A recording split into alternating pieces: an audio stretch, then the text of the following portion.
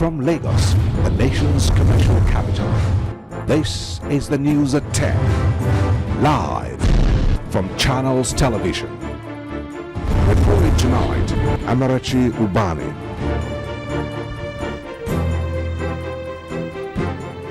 Good evening and welcome. Tonight, the federal government begins massive security deployment in Abuja as a finance minister says World Economic Forum will benefit Nigeria and investors.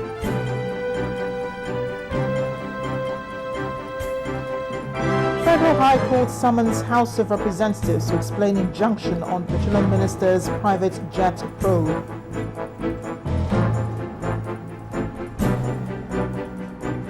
Boko Haram claims responsibility for the Chibok abduction, threatens to hand over kidnapped girls for a fee.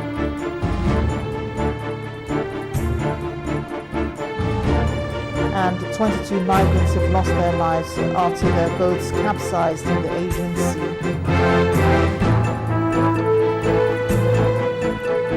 On Business News tonight, Nigeria's finance minister believes better quality of education will solve Africa's growth problems.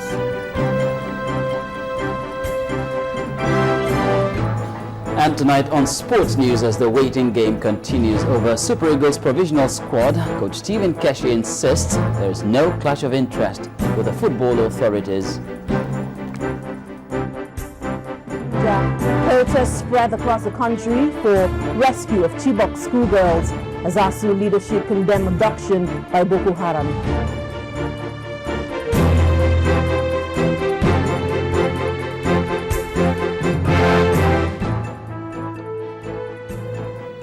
All now seems set for Nigeria to host the world as the 24th edition of the World Economic Forum opens in Abuja. Security has been beefed up in and around the city. The Minister of Finance and the Coordinating Minister of the Economy, Dr. Ngozi Okonjo-Iweala, says the meeting would not only benefit Nigeria, but investors also. Addressing the World Press Conference in Abuja, Dr. Okonjo-Iweala said the forum will give the nation an opportunity to showcase its economic potentials. Our business correspondent, Bolaji Akinwale, reports. The World Economic Forum for Africa briefing provided an opportunity for the federal government to clear the minds of the international community of its ability to keep delegates safe during the period of the event. We are going to do the maximum necessary to make sure that our guests are safe and protected.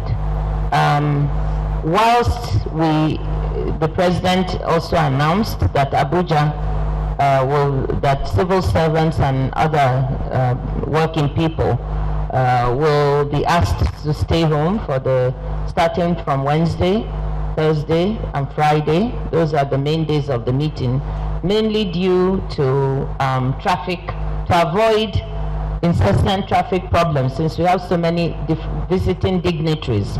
And you know, this is also what takes place in virtually every country. They usually give holidays to give a chance. To drive home its point, Nigeria has shown interest in partnering with other countries in the fight against terrorism. When it comes to the matter of our girls, we will take help from anywhere and anyone who is prepared to help us get the girls out. The priority of the president and of Nigerians is, let's find our girls. And he said he had specifically reached out to certain countries, to request help. I think not just for the girls, but even broader with the issue of terror, which is a worldwide issue. And he mentioned certain countries that he's reached out and is willing to work with. So the immediate is we will take help from any country that can help us with trying to get our girls out. Besides the period of the event, there is a call for political commitments from leaders of the continent for sustained growth. The challenge is that many people, both from the business community as well as citizens, do not feel that the plans that have been made relate to them directly. And so through the forum, and we actually have sessions dedicated to how to make continental free trade a reality. We'll have discussions around the difficulty of getting visas just to travel across Africa, and pushing for commitment from our leaders to make that a reality. It should be easier for an African to visit a fellow African's country rather than it being easier for a foreigner to visit many of our African countries. And the results are expected to be great.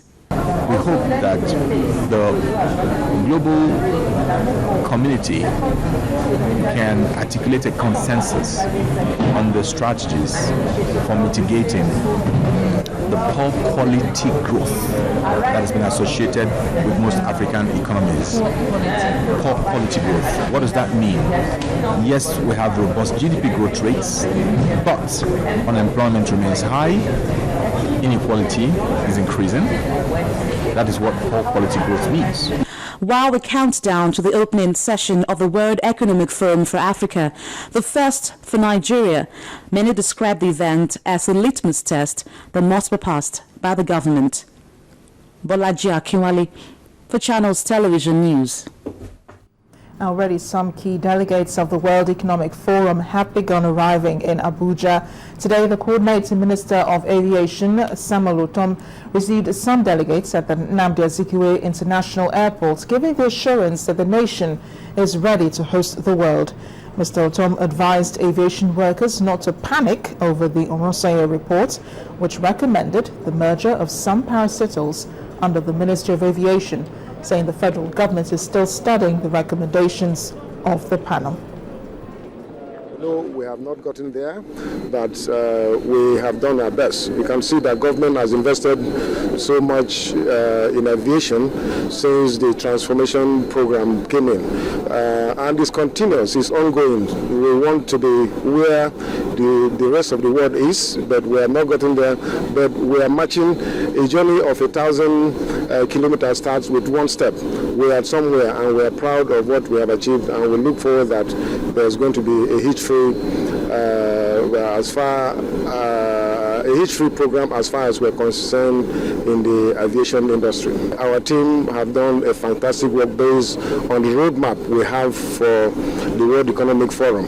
Everything is in place. Where there are one or two minor adjustments, we have pointed it out to them. I'm here with the Permanent Secretary and the entire management team of the ministry, and we have just done that. We have pointed out one or two minor things we have noticed, and I think they will be rectified before Wednesday.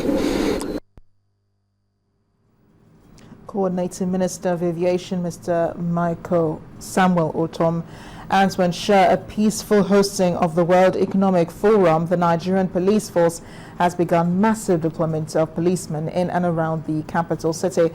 The force public relations officer, Mr. Frank Mba, said today that more policemen have been withdrawn from neighboring states to beef up security in the capital. He says everything has been done to guarantee a hitch-free deliberation at the summit venue. Mr. Mba warned all public offices to ensure they remain closed, as anyone who falls a directive of the federal government regarding restriction of movement would be dealt with according to the law. Our Federal High Court in Abuja has ordered the House of Representatives to appear before it over an alleged order it gave stopping the probe of the Minister of Petroleum, who was accused of spending a whopping 10 billion naira on chartered flights. Justice Ahmed Mohammed ordered the spokesperson of the House to appear before the court on May 26th to explain the source of the order he presented at a news conference stopping the probe. At the resumed hearing, lawyer to the plaintiffs, Mr. Etigwe Uwa, told the court that the defendants were duly served with court processes and were expected to appear in court to explain the source of the alleged order restraining them from probing the accounts of the Nigerian National Petroleum Corporation.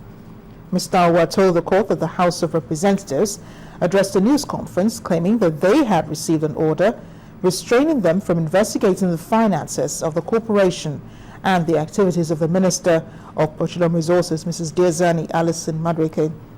Lawyer to the National Assembly, Mr. Meyaku Yakubu, however, told the court that lawyer to the House of Representatives informed him that he will appear before the court at the next adjourned date, having just been briefed to represent the House. Well, committees of the National Conference have started taking positions on critical issues that will help reshape the country. The Committee on Devolution says it has amended the revenue allocation formula for the 3 tiers of government in the country. The Committee on Politics and Governance says it has agreed on the need to remove immunity clause from the 1999 Constitution. Our correspondent, Larry Lassisi, reports.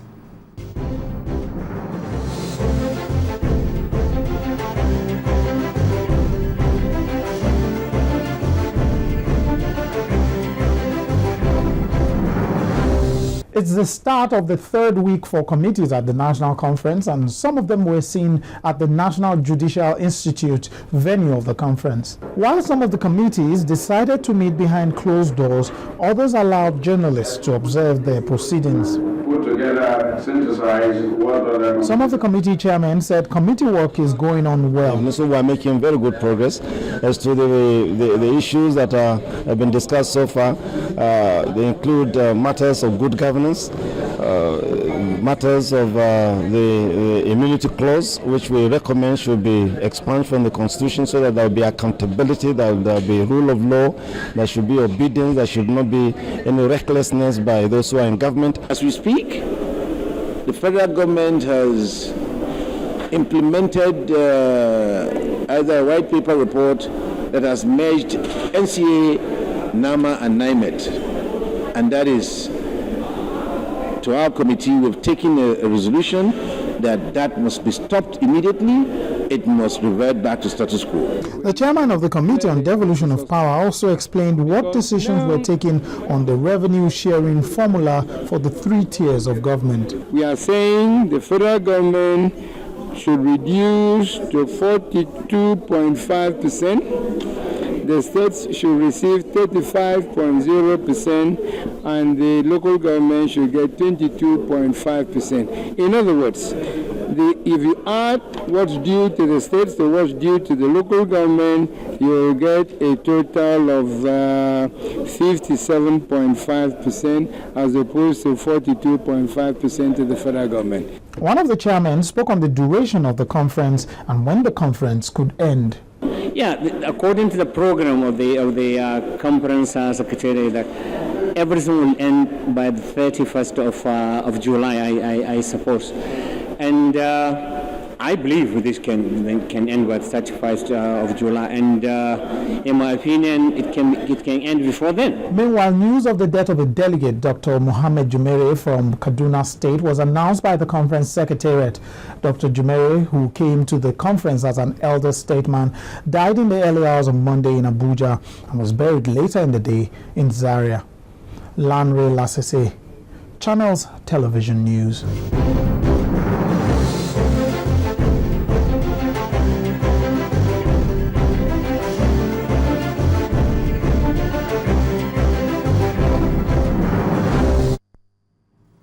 In part 2 after the break, activists protesting the rescue of schoolgirls regains her freedom as police headquarters insist that she was not under arrest. That's in a moment. Please stay with us.